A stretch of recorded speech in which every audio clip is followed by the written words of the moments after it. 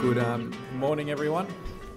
To start, note, I've got to admit I haven't mentioned the disclaimer in all my other presentations, but since Rajiv's here today, I'm going to mention it. Just, please read it in your own time, but I think the most important point I do want to get across is everyone likes to talk about stocks, but obviously don't hold me to it if you do go and buy or sell something that I mention and it doesn't go your way. Look, I think, to set the scene and really the point of these presentations is twofold. Everyone obviously invests in funds management vehicles because of performance, but I think the point we want to get across today is we're here to talk about, performance can come and go, unfortunately. If it was that easy, then I probably wouldn't be doing this. But, the most important thing we want to get across is our process, clarity on our process, the stability of our process, and the repeatability of our process. I think that's the most important thing.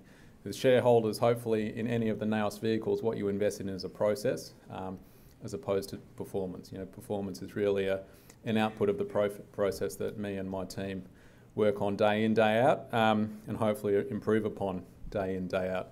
But for people that don't know NAOS, these are 7 points, and I do apologise for some people that have seen this before, so I'll try and get through it as quickly as I can, but I do like to go through this.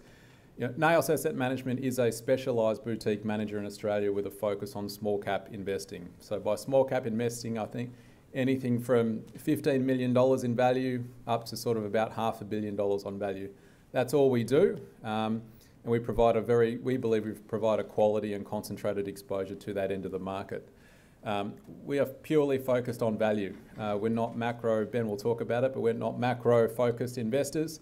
There was a great quote from one of our, I suppose not idols, but someone called Howard Marks, who runs a very large fund in the US. People would know Howard Marks probably. It's a $100 billion fund, I think, today. And he said, there's two types of market forecasters. There's people who don't know, and then there's those who don't know that they don't know.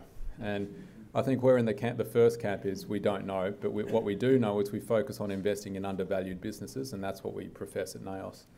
We believe in quality over quantity. I'm sure some people in here will be shocked that we only own 9 or 10 positions in some of our funds. I'm a big believer, and the team is as well, that that it's very hard to find good quality undervalued businesses in the ASX, no matter how big or small they are. So we want to have a good, meaningful position to those over the longer term. We invest for the longer term. Some people have mentioned, what do you do for a job sometimes when there's only one new stock in your portfolio? I don't take it to heart, but we're big believers that in compounding returns is the best way to outperform over time. Just because something's gone up is not a reason to sell it. In my experience, it's when you find a good thing, you stick with it as long as it represents value and consistency and a clear strategy to deliver shareholder returns. We ignore the index. I can't talk to you about the largest stock in the index or the 5th largest stock in the index because I don't know and I don't care. We purely invest based on returns that we can get for shareholders, not because something's big in the index. That shouldn't be a reason to invest in it. We only focus on industrials. Yes, we don't invest in, we said Bitcoin, early stage technology stocks, resource stocks, lithium stocks. And the reason we do get questions on this is, we try to keep it simple. If I can't explain an investment to you on a single piece of paper with a very sound understanding of the business, then there's no point me in investing it, and then let alone telling it to my shareholders on what our thesis is. So we just focus on industrial businesses. But within that, there can be telecommunications, financials, leasing businesses, agricultural businesses. There's quite a diverse range of industrial type businesses. ESG I'll touch on, but this has become a lot more of a focus for our investors and then also for us as well. And I will touch on this in more detail. And then finally, management alignment. At NAOS, for example, everyone asks me, I don't trade in any other shares. All my money's in the NAOS funds or the NAOS management company, apart from my house. And we expect something similar from our investments. So a lot of our investments are founder-led businesses, where the founder still has a large shareholding, may or may not be involved. They're the type of businesses we look for, where people are driven by the share price and shareholder returns, not just making it. I can give you plenty of examples of businesses getting bigger for the sake of getting bigger, but the earnings per share never changes. We're not interested in those businesses. Our listed investment companies. So obviously when I was here, maybe 6 months ago, it might have been a slightly more heated presentation when we did one on Contango Microcap Fund. But today, the big difference is we have 3 LICs. So everyone would know, most people would know us for NCC, which is out now 5 years and a month old. We started with $17 million and now that fund's up to about 90 million, but provides really a pure exposure to micro cap type companies. Generally, the average market cap in there of our positions is about $100 million, so quite small. We only have 9 holdings in there, so once again, quite concentrated and very long term. NSC is formerly the Contango Microcap Fund, now the NAOS Small Cap Opportunities Company. It's quite a mouthful. But really fits in between NAC and NCC, so we believe it's really the only pure small cap type LIC on the market. Once again, industrial focused. We're down to 15 holdings. I'll give people an update because obviously we inherited about 80 holdings. The average market cap in there is about 230 million off the top of my head, so it gives you an idea of how big those companies are. And then NAC, which has been around for 3.5 years, we really call it our mid-cap offering. I know that's not quite obvious in the name, we've had that feedback, but really the larger end of the spectrum of what we're happy to go to. We're not an ASX 100 type business. We don't invest in those sort of businesses. We invest outside the ASX 100 where we believe there's a lot more opportunity to add value for our shareholders. Just me personally, I've just gone over 10 years now at NAOS, and I think the most important thing that I've found is, you see fund managers come and go. You see some fund managers do 100% in a year and then negative 50% in the next year. But the most important thing I've found is our ability just to keep your head above water year in, year out. And I think the most important thing is you do not lose people's money. No one remembers you when you're the best fund manager in a certain year, but everyone remembers when you're one of the worst. So what we try to do is we want to try and be in the top 20 or 30% every year, and then over time you find over 10 years you'll wind up in the top 1% over 10 years because you're being consistent. And that's what we try to do. We want to be a consistent fund manager that doesn't lose capital for our shareholders. Albeit we may go through times where we may not perform like the rest or our peers because we're quite a conservative, in our view, a conservative focused manager that doesn't follow the index or certain trends. Just we'll go through an update on each of the 3 LICs, and I'm sure this is why most people are here. So I will start with NCC, our micro cap offering, and I've tried to, it's hard for us, we only have 9 holdings and I've only got about 45 to 50 minutes to speak, so I'll go through it as quickly as I can, but give you as much quality information as I can. So one business, obviously we came out of reporting season recently, one business that in our view really did shoot the lights out and has been an investment of ours now for probably close to 4 years, is a business called CGR. For those that don't know, CML Group, as it's now called, provides invoice financing. What that is if I have an IT services company and I deploy 10 people to Microsoft, for example, who need, or NAB, another better example, I'll deploy 10 people to NAB, that's fine. I invoice NAB. NAB says that's great, we're happy to pay that, but we'll pay you in 3 months because we can. And then when my employees come to me and say, well, you've got to pay my salary for the month, they say, well, I don't have any cash because NAB hasn't paid me. So what I do is I go to someone like a CML or a CGR and they will fund that invoice because they know the credit quality of NAB is excellent, theoretically. They'll do that for a fee. They'll do that for a fee.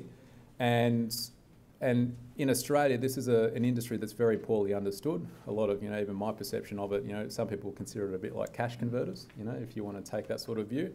But in our view, it's very poorly understood. And in the UK, it's a very big industry that's, much better understood over there. And we're seeing CGR's not only been able to benefit from obviously growing its book by taking market share, but the most important thing we've found is the market's actually growing. So if you can take share in a growing market, then the leverage is significant. And if you speak to a lot of their clients, are extremely happy with the outcome that they're getting and being able to manage their cash flow, especially dealing with those tier 1 clients where, payment terms continually be pushed out, 180 days in some cases if you're dealing with very big customers.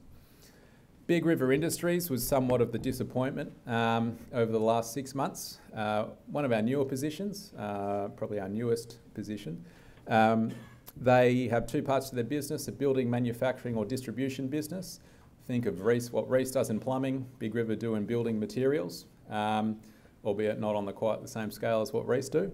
And they have a second part to their business, which is the manufacture of certain wooden products, namely form ply.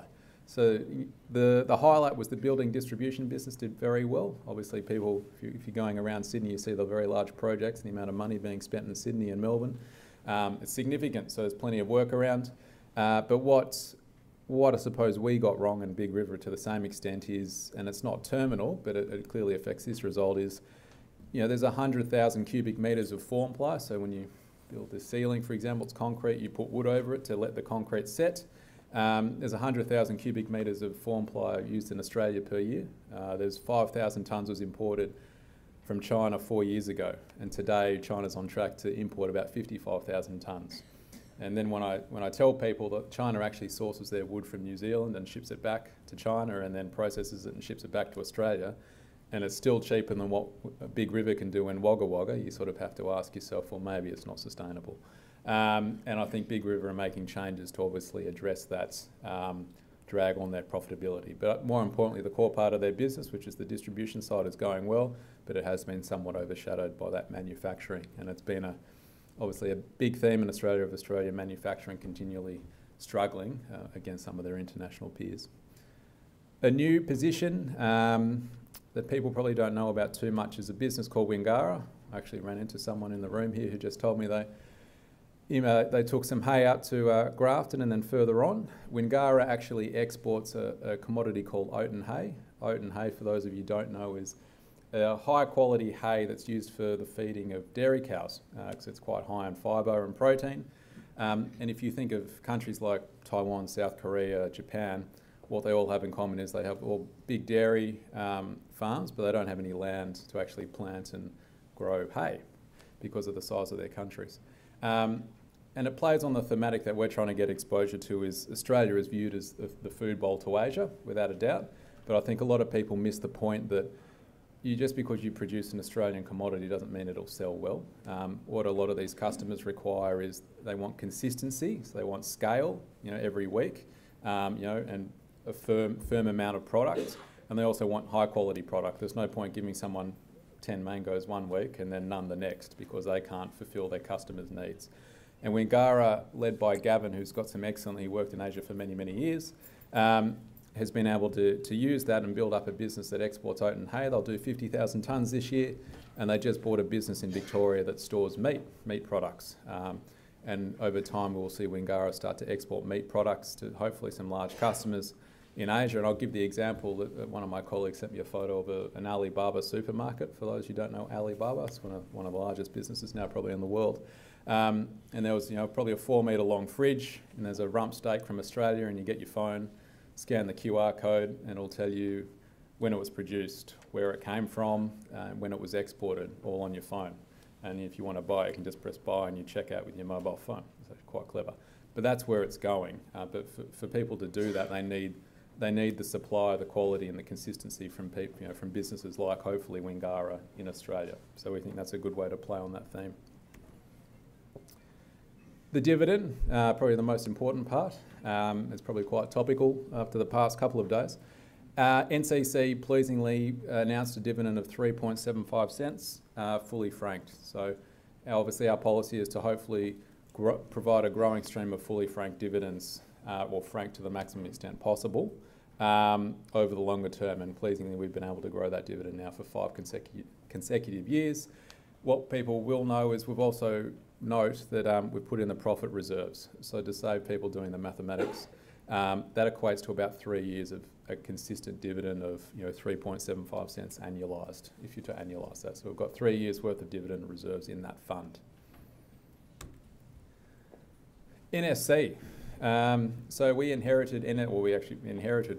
NSC a little over 4 months ago, and as I told people, the big difference between what it was and what we are is the number of holdings. So I had a spreadsheet, me and my team had a spreadsheet of 80 positions. To put it in context, we've kept 2 of those 80 positions. People tend to ask me which 2. But, you know, I think first of all I want to say we've been able to sell a lot of those positions without moving the NTA, and I think that was the most important thing for my investment team. There was a lot of concern out there that we would liquidate the fund and take a significant haircut on the NTA, and pleasingly we haven't done that. The second most important point for me was I wanted to be able to get up here and be confident in the way I could market and present to shareholders, because I felt the positions within that fund now represented what I felt was good long-term value, and I feel like we're 80% down that path with a cash holding of 22%. And to give people some some comfort in that, we've shown you our 2 largest holdings and to give you a feel of what we're looking to do and how we're looking to invest this pool of capital. So we're down to 15 holdings. The 2 largest holdings are MNF and TOT. So MNF Group, people who followed NAOS would have known that this was a very large holding in NCC for a few years and been one of our best performing positions, but was removed from NCC due to its size. It became too big. So to put it in context, MNF listed at 10 cents, I think, about 8 years ago and got to about $6.80 about 2 months ago.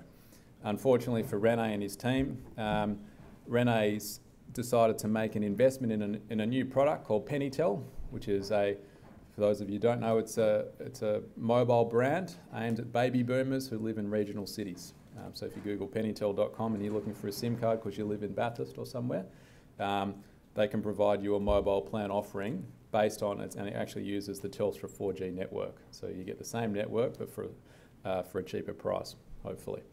But unfortunately, being listed on the stock exchange, not too many people are interested in what you're investing in. They're more interested in profit. And people took this to be an expense, a fall in profit, and the shares fell from $6.80 to $5 at one stage. So we use this opportunity to build a large position in NSC at circa 15% of the fund. And it's our first, I would say, big core position that we've got a very sound fundamental knowledge of. And are very happy to allocate capital to something like this. And the reason we are is because, once again, it's led by the founder. Rene is an engineer, owns 25% of the business himself, pays himself $200,000 a year, doesn't get a bonus, is purely incentivised through the share price. They have an excellent client list. So Skype, if you ever use Skype, you're using MNF software. If anyone uses Uber in here and you call your driver, that's Uber paying MNF for that ability. If anyone had the unfortunate experience of selling their car on car sales like me, and everyone calls you, but you don't want people to know your number, car sales actually pay MNF to provide that mobile phone number so people don't know who you are. So it's actually used in a lot of daily activities that people would have no idea that they're using MNF software. So we feel that it's got a net cash balance sheet, great cash flow, no capex. They have 100 developers down the road in George Street. A great business that continually reinvests for growth, and that we think over three to 4 years it could be a much larger business, hopefully, but obviously not without risk. TOT is a bit different for us. It's called the 360 Capital Total Return Fund, or TOT as I'll refer to it. It's a $90 million cash box. It was a REIT, or a real estate fund. They had the epiphany about 6 months ago that it was a good time to sell all their commercial assets, and they did, rightly or wrongly. And what's obviously changed since then is APRA's come down very hard on the banks, as people would know, with the Royal Commission and everything else that's going on. What this has meant is for property developers, investors of property assets, it's very hard for them to get funding these days. And I'll give the example that TOT have recently funded a hotel that's being built. It was actually referred to by one of the Big Four banks because they're a good client of the Big Four bank. And the bank's gone, I can't lend you the money because I don't have the capital to do that. But we're happy to lend you the money once the hotel's up and running and is considered an investment grade asset. So what this allows TOT to do is provide that client the funding. It's a very short duration loan, so 12 to 24 months. The biggest thing that kills you in debt is duration, because obviously a lot more can go wrong over 10 years, they can go wrong over 12 to 24 months. They have first mortgage security over that asset. The LVRs tend to be loan to asset ratio, in this case, is about 70%. And importantly, as shareholders, they generally get rates of anywhere between, it says 12 to 17% per annum, but work to the lower end of that rate. So they've said they will distribute all that income. So they've given guidance that they'll distribute 9 cents this year on a share price of $1.20. We think that distribution next year will be closer to, may well be, 12 to 13 cents. So it could well be on a 10% yield, albeit with no franking. So it's all tax deferred because it's a trust. So obviously not a business that's going to double over the next year, but one that we think can provide reasonable growth for our shareholders without taking too much risk. The dividend, obviously this was very topical because obviously the policy has changed compared to what we inherited at that time. And the policy is obviously we want, like our other two LICs, we want to grow the dividend over time. and hopefully frank it to the maximum extent possible. So we announced a dividend a few weeks ago now of it went ex today actually, of 2.5 cents fully franked. Yes, we could have paid more, but the board's very much taken the view that we want to put a little bit away for a rainy day, because if we don't perform, then we can't pay a dividend. And we have seen some LICs go down that path. We've tried to be as transparent as we can with the profit reserves so we can maintain this dividend for 2 years. I'm sure someone's going to ask me about the franking. Where's the franking balance? So to cut you off, I will say we don't release our franking balance at a half-year accounts, but what I will say is we didn't inherit any franking. So the franking is a little bit tougher. So the view is, and we've done this with our other 2 LICs consistently, is we will get franking from our investments, obviously, as they give us frank income. But we've obviously got to pay tax. So the fund needs to perform and we need to pay tax, and then the tax man gives us credits to pay to our shareholders. So obviously the franking may be a little bit harder, but at least we do have a profit reserve there to maintain a dividend at the very least. And it's important to note, people did bring this up as well, we have changed the DRP rules. So instead of issuing shares at a discount to NTA, we will now buy back the shares on the market, so there's no dilution for any shareholders, and we're happy to buy them off people who want to sell them at a discount and give them to people who are happy to own them at a discount. I'll now get Ben to touch on NAC and give it a bit of an economic overview as well. Thanks, Sebastian. So just a quick update on NAC. You can see at the top there our cash weight is about 6% at the moment. It's important to note that our cash weight doesn't necessarily reflect our view on the market. It does reflect our view on whether we can find appropriate stocks to buy and sell within the portfolio. At the start of February, just before we saw that reasonable sell-off in the market, particularly in small caps, that cash weight was actually at 20%. Now, I'd love to be able to tell you that it's because we're geniuses and we could predict that the market was about to fall. It wasn't the case. It's just purely a fact that we were unable to find things that met our investment criteria to own those stocks. And obviously, since that time, since markets have come back and certain stocks have come back, we have been able to redeploy some more of those funds. So 3 positions currently in the portfolio. SIQ has been in the NAC portfolio since almost inception of about 3 years. Now, Sebastian mentioned at the start that one of the key mistakes you can make is selling a stock just because it's gone up. And we made that mistake, or I can probably take responsibility. I made that mistake late last year and sold that stock. And Sebastian was at my desk about 5 minutes later asking what was going on. We bought the stock back, actually at a higher price but a lower valuation. Now, how does that happen? Well, it's a combination of acquisitions and a little bit of organic growth as well. But the key thing with SIQ is that it's a very, very high quality business. Management has done absolutely everything that we expect of them over the last few years. They've bought a significant amount of stock on market. The company produces significant cash flows, and they have been able to integrate all of the acquisitions that they've made along the way very impressively. And I guess one of the most important things with SIQ is only a couple of weeks ago they raised more cash to strengthen their balance sheet, and that gives us the confidence that management will be able to go out and continue to make sensible acquisitions at the right price and hopefully grow the earnings within the business. So one that we are back owning and back comfortably owning. Japara Healthcare is the next one, which is a newer position in the fund. Now, depending on who you speak to, Japara will get a mixed view from people. The company has had just about every headwind possible thrown at it over the last 12 to 18 months. So there was a very nasty flu season last winter, which significantly impacted occupancy. But also on top of that, the government funding to the sector was also tapered back a little bit, which we think is only temporary. Now, the important thing with Japara, they have a development pipeline of about 1,100 beds on top of their current 4,000 beds that they have at the moment. Now, if we look to the dynamics of the industry, over the last 10 years, there's been 37,000 beds added to the aged care industry. And over the next 10 years, there's a requirement for 80,000, so a significantly increased number. Now, I guess in a different dynamic to something like the childcare industry, where there's a huge supply-side response to that, patient beds are regulated by the government, so they're not just something that developers can go out and create centres without having the licences for beds. Japara have those licences, and they also have the funding to fully implement their development pipeline. So we do think over the next 3 years, not only you'll get a situation where those headwinds are significantly reduced, but also you'll get significant earnings growth from their development pipeline. Finally there, the third stock, Service Stream. Service Stream came about through another holding of ours, BSA, which we own in NCC. BSA and Service Stream are contractors to help roll out the NBN. Now, I guess the first thing you think about is, well, there's been huge problems with that. There's been delays, there's been issues, and the NBN isn't as fast as what everyone had hoped. Now, Service Stream and BSA actually benefit from that because the more delays we have and the more issues we have, the more work they get. In November last year, they announced that, well, the NBN announced that they were halting all HFC connections, and the Service Stream share price sold off on the back of that news quite significantly.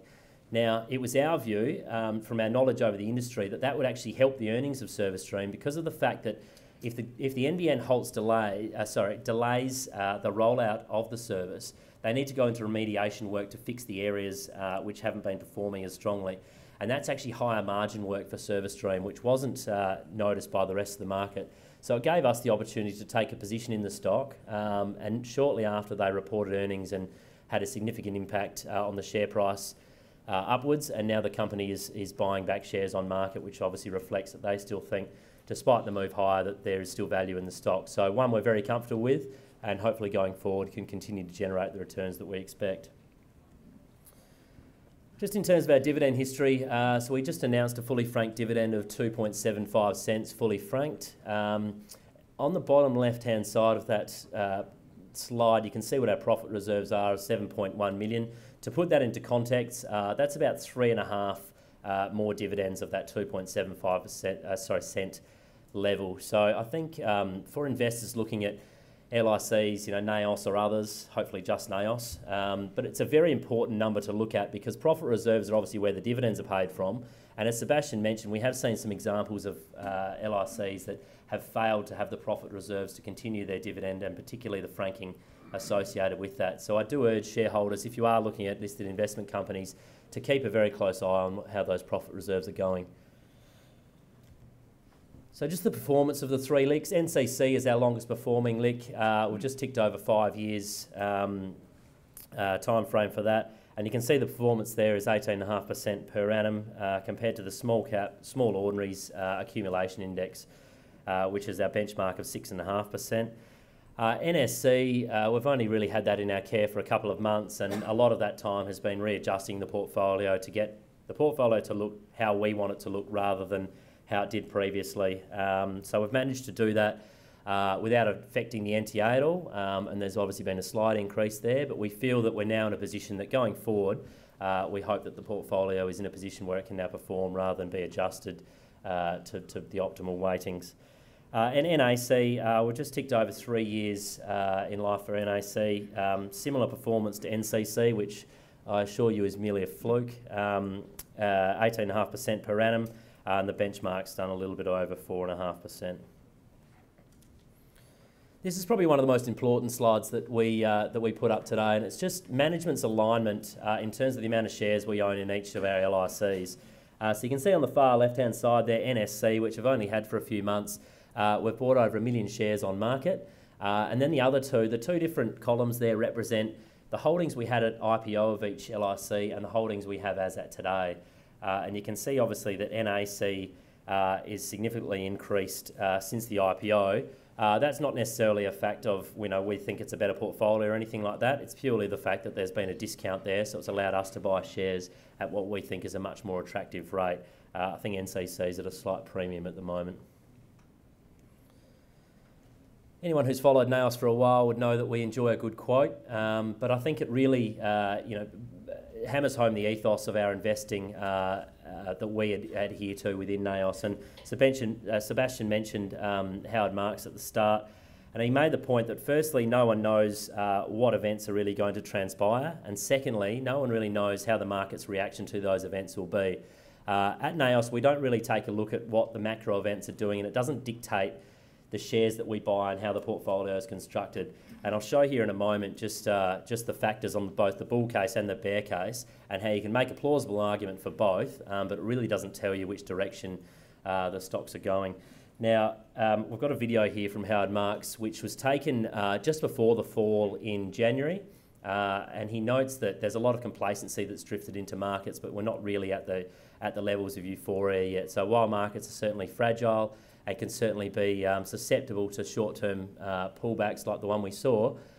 Really going forward, it's very difficult to make a view on just how far they could fall or how much further they could go higher. So I wouldn't call it euphoria. Euphoria is, oh, this is great, nothing can go wrong, and everything's the best I've ever seen, and these assets are so terrific that it doesn't matter what price I pay for them. I don't think you're seeing that. That's euphoria.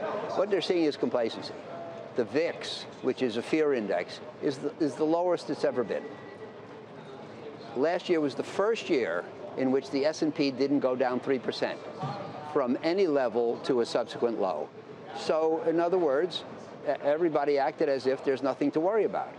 And what matters the most in the short run, in my opinion, is whether prices are realistic relative to fundamentals. I think the most important point he makes there at the end is what matters most is whether prices are realistic to fundamentals. So it doesn't matter about what the government's doing or what's happening with trade wars or anything like that. It's really a fact of can we find a stock that represents price relative to value. I mentioned before that we don't really look at the macro environment in terms of constructing the portfolios, but just by way of example, let's have a look here on what the bull case and the bear case is for the market at the moment. And you can see that you can make a relatively plausible argument on both sides. So starting with the bull case, business conditions obviously remain at elevated levels at the moment. We've just been through reporting season on the ASX where the NAOS investment team meets with a lot of the companies that we invest in. And the overriding theme amongst the CEOs that we speak to are that business conditions are pretty good. There's obviously pockets of weakness, being one obvious one, the consumer, and there's pockets of outside strength as well. But overall, their reporting conditions are good and they remain at elevated levels. Unemployment's pretty low if you compare it to historical levels, and obviously the potential for wage inflation on the back of that we haven't really seen so far, but we are starting to see examples of that. So there was a software company in our office only a couple of weeks ago who gave us the example of a software engineer who was being paid $140,000 with that company and got bid by one of their competitors paying $200,000 to do the same job.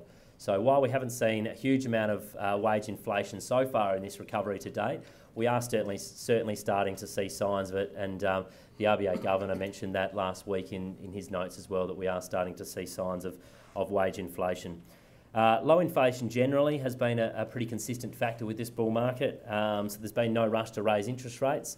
Obviously the picture in the US looks a little bit different, but if we look at the domestic market, interest rates here, while we do think they have bottomed, with the inflation levels the way they are at the moment, it certainly doesn't feel like they're going to rise at a huge rate as we see them today. There's a lack of euphoric investor psychology. So Howard Marks obviously made the comment that we are seeing a lot of complacency in markets, but not necessarily euphoric behaviour. There are euphoric behaviour going on with certain asset classes such as Bitcoin, but we're not really seeing it in stocks so far. The fifth point there, many company balance sheets remain on solid footing. So obviously debt is very cheap at the moment and you'd expect companies to be geared up at substantial levels given how cheap it is. We're not really seeing that. A lot of companies that we speak to do have quite solid balance sheets and that gives them the cash to reinvest back in their businesses and drive growth going forward. And just finally there's obviously some significant industry tailwinds which can obviously drive the bull market higher. Infrastructure spending obviously being one of them. Obviously every infrastructure stock that's listed on the market has done quite well of late, but there's also others such as education and I mentioned aged care as well. But then if we look to the bear case, you can obviously make some pretty significant arguments for that too. So obviously we mentioned interest rates, the potential for interest rate rises due to inflation over the medium term. Now, inflation picture at the moment doesn't look too bad, but that doesn't necessarily mean it will be the case in 2 to 3 months' time. Inflation can and often has picked up quite aggressively, and if it does so, we will see an increase in interest rates in Australia. This is probably the one that gets talked about the most, is the fact that the current economic recovery is one of the longest in history. So obviously it's been going about 10 years now, and I think everyone in this room would agree that it can't go on forever and it does need to go back at some point. When and where how that happens, we don't know, but it certainly does feel like it's at the mature phase of a bull cycle. Valuations in certain industries remain at elevated levels, obviously considering their risk profile. As the markets have gone higher, valuations have obviously gone with that, and a lot of people make the argument that the reason valuations are so high is because interest rates are so low, but that obviously won't stay that way forever. Potential for overheated, indebted US economy to rattle the market. So there's obviously been a huge amount of stimulus added to the US market in the form of infrastructure spending and also tax cuts.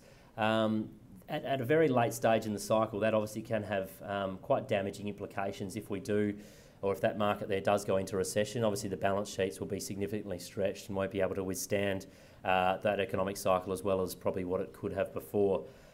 Probably my favourite one, the rise of investment decisions based on relative returns. There's a lot of companies coming to market at the moment which are very low quality, but they have listed competitors of higher quality trading at high multiples.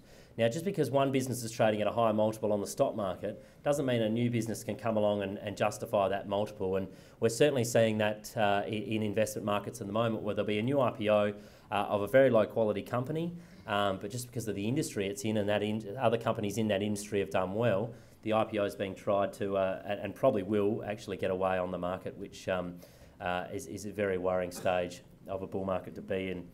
There's a strain on consumer budgets from record high personal debt. Obviously everyone would know that house prices in Sydney have had a huge run, and corresponding with that, consumer debt levels have obviously very elevated at the moment too, and higher living costs are certainly not helping that. And finally there, the potential for margin and pressure on investments. If we do get a rise in interest rates, then margins on investments and the return on investment will come back a little bit because they have to pay more for debt. So you can see there that obviously there's two arguments to make, both in the bull case and the bear case, but really it's very hard to make a decision on how markets are going to perform over the next 1 month, 2 months, or even 12 months. And it's not really a thing that NAOS tries to do in predicting that. And what we see is obviously over the course of, or across media and the front page of paper and the news and everything else, there's a huge amount of scepticism, and I guess fear is what sells newspapers. But a good point here made by Warren Buffett is just the fact that investors need an ability to disregard mob fears or enthusiasms to focus on a few simple fundamentals. So a willingness to look silly for a while, certainly in a bull market, can often be something that's required for long-term returns. And I think this slide here demonstrates that pretty well. So the top two companies there you'll see have obviously dominated headlines over the last few months, Big Unlimited and GetSwift. Two companies that NAOS are not invested in, and you'll never see NAOS invested in these type of companies. But I guess the first one there, Big Unlimited, I met the company when they were trading at 80 cents, and very quickly the stock went to $4. Now that obviously made me look pretty silly, and people were certainly not shy in coming forward and letting me know that I'd missed some easy money. But the problem is, in investing in a company like that, if we can't have the confidence that we're protecting investors' capital, we just won't invest in it, despite the perceived growth and the perceived hype around the stock. If the potential for a significant capital reduction remains, then we just won't be invested in it. And a similar story with GetSwift as well. It's a fun ride on the way up, but certainly on the way down it can be very, very damaging. And we don't want to put our investors in a position where we have to explain to them that we've had a huge drawdown in the portfolio because we're in one of these companies that doesn't necessarily display earnings. It's only really being driven on hype and someone willing to pay a higher price than what we've paid. The final three companies there are certainly not as high growth and hyped up as the top three. But certainly three companies that we've looked at that we made the decision not to invest in, and they have come back quite a long way. So really it comes down to what we can control. So obviously we can control investing based on value versus price, stock-specific fundamentals, and we take a 3 to 5 year view. We'll often invest in a company when the consensus or sentiment against that company, Japara is probably a good example, consensus is against the business. A lot of the analysts will have a sell recommendation, but it's amazing how quickly it can go from the market can go from being very negative on a stock to positive on a stock. It can happen quite fast, and I guess if we take a 3 to 5 year view, it gives us the ability to obviously be there for that turn and not miss the up stages of a return to profitability or return to a positive outlook for the business. What we can't control is obviously market noise and timing of short-term market movements. So we might be in a stock, it might go straight down based on what the market's doing. It won't really affect our view on the company, If anything, we will try to potentially even buy more, but we really can't predict the tops and bottoms of markets. It's purely looking at a stock-specific focus of what we're investing in. And just the final point there, the light can obviously go from green to red without pausing at yellow. When major declines occur, they can offer extraordinary opportunities to those who are not handicapped by debt, and obviously those who have a significant amount of cash too. So I mentioned that we were quite fortunate to have a decent cash position going into that recent sell-off, which we've been able to further deploy in our portfolios. So with that, I'll hand back to Seb, and he can wrap up and answer any questions you have. And I'll just make the point, I know some people probably think it's a bit of a cop-out. We can get up here and say we don't look at the economy and market movements and everything, but I would make the point that, I think if I gave you 2 portfolios of 10 stocks and say it was even 10 properties, and you say, oh, there's 10 properties that's got the same value, but then if you looked at their locations and how much debt was associated with those properties, even though they're 10 properties, you would argue one portfolio was much riskier than the other. So yes, we do invest, but we feel like we can position our portfolio, as Ben said, to really minimise the risk of capital loss, and that's what we try to do. So a lot of our businesses have net cash. Use the example of Japara and say some people may not, have a different view on Japara, but if you look at Japara, they own, I don't know, 250, 300 million well, it might be 400 million actually in assets, so land and housing. And then if you refer to the notes, it's never been revalued. It's been held at cost. So yeah, they recently sold a piece of land down in Melbourne. It was on the balance sheet for 5 million. They sold it for 20 million. So we look at different ways and different nuances where we believe we can protect our capital, albeit it may not perform for a long time, but we would argue that our portfolio is somewhat lower risk when you look at the underlying fundamentals, albeit we do not have a strong view on market movements and the economy. This is probably the slide I always put in. Someone's going to join me. It's just the 6 points with the one in the middle, and this is how we invest, and this is what I really try to bang home. But all of our businesses have revenue, so they all have cash flow. They may not be profitable, and the big difference is profit can come and go based on how an auditor feels or an accountant feels at that time. And I can give you plenty of examples. Amortisation, depreciation, revenue that's not necessarily earned revenue, who knows, deferred revenue. I can see a few auditors in the room actually, my apologies. But that is a big difference for us, and that creates the opportunity. The ability to drive revenue or margin growth is a key. That's how earnings grow over time. That's what we look for.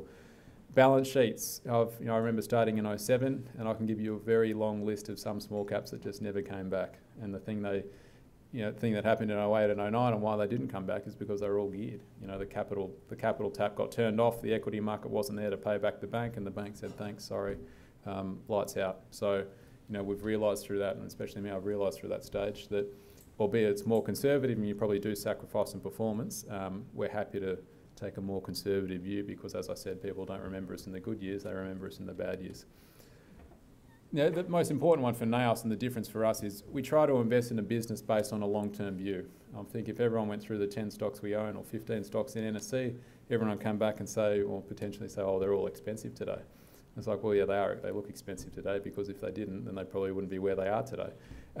We've got a view on what they will look like in the future. You're trying to work out what a business is valued at in the future. It's the same with any other type of investing. What could that business earn in 3 or 5 years' time and why? That's what we do. And when we find something that we think is a significant opportunity, then we want to have a meaningful amount to that.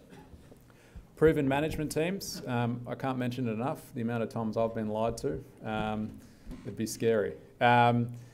So when you find someone who's consistent, even if they're consistent with bad news, surprisingly, they're the ones you want to hang on to. Because if they can consistently deliver on market expectations and be very transparent with what they're doing, it's key.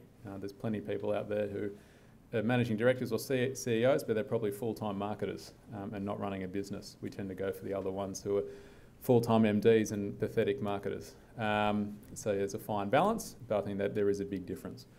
And then finally, a core competency. We keep to we stick to what we do in regards to industrial type businesses. We're not trying to be everything to everyone. There are plenty of other good fund managers out there who do excellent jobs doing different things. And that's the beauty of investing. You can get a good return doing a million different things, shorting, going long, trading, global equities, you name it. But what we do is invest in small caps and micro caps with an industrial focus, and we think we have a niche and we stick to that. And then finally, we overlay that with an ESG framework, which I'll finish off on in the next couple of slides. Just the last slide, I suppose, on fundamentals. Everyone asks me, we have a 20% hurdle, per annum, and everyone says, oh, well, that's very large. How do you get that? And so I thought I'd sort of break it down very simply, and hopefully this doesn't bore you too much, but I think I'll find it quite powerful. So if you have a stock that earns $1 today and it's on a PE of 10, then it's a $10 stock. If that earnings grew by 5% over the next 12 months and the PE remained the same, then obviously it'd be $10.50. So you've made 5% on your investment. The most important thing is the PE. If I'm willing to pay 10, chances are I could probably find someone who's willing to pay 11. A bit like investing in a house. When you buy a house and you pay $1 million and someone next to you pays 1.1, and you think, well, what's the difference? I suppose it's just perception at the end of the day. But that is key, because if you can find a stock that grows, not only earnings, but the PE, that PE moving by 1 point's made you another 8 and a bit %. If that stock hopefully can pay you a dividend as well, then that's another 4.5, albeit that might be a little bit high in today's environment. But if you add the three together, you get close to 18%. It's not rocket science, and I think a lot of some fund managers, they don't really tell you how they do it. But at the end of the day, it's actually quite simple. You look for undervalued businesses that can grow earnings, and hopefully the PE increases over time. And we're probably a little bit different because we throw in a dividend yield as well. But that's how you can compound into a return that's close to 20%. ESG. And I know some people, maybe some people will roll their eyes in the room when you mention ESG. But I'm here to tell you that it is very much a core focus of NAOS, and it's really been a core focus of our investors. To give you an example, we made an investment in a business called Saunders. I had one of my largest shareholders ring me up, or rang Jules up, said, oh, they make petrol tanks to store petrol in Melbourne Airport, or how does that fit into your ESG policy? And it's a good point. But at the end of the day, you really need to find a line of, well, how much revenue is generated by certain parts in certain industries, certain customer bases. Yes, Saunders do work for Exxon, but it represents a small part of their business. The point I'm trying to get across is, though, it is becoming very powerful in investment markets. Investors expect more from us, and we expect more from our companies. That's what we look for. We now get in touch with our businesses, I think it's now every 6 months in regards to a questionnaire. I'm not here to say it's perfect. It's something we need to work on. We've hired someone to help us with a matrix on what we expect from our businesses and what we're looking for. And some of the answers we get are hopeless, and some of the answers we get are fantastic. You'd actually be really surprised on some of the quality of the responses. In regards to community engagement, customer engagement, we had one example was that they were strong focus on female leadership teams in their executive group, things like that. People say, well, how does it make a difference for my returns? But in my view, it does create much more of a business that has much more longevity, both with their customers and their employees. Morale's higher. Over time, in my view, it equates to a much stronger business internally and externally. And I personally think you'll see a lot more focus on this over the longer term. So I suppose, how are we making a difference? There's no point us asking other people to make a difference when we're not doing anything.